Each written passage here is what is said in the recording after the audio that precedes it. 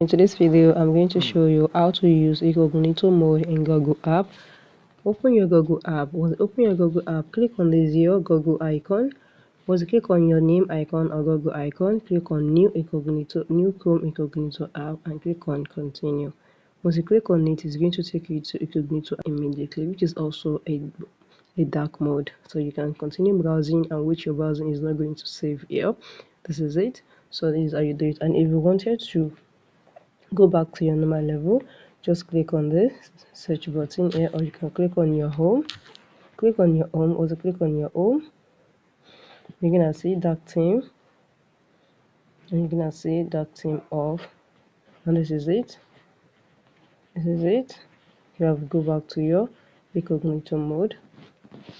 You have turned off your incognito mode. So guys, if you found this video helpful, smash the like button, drop a comment and subscribe.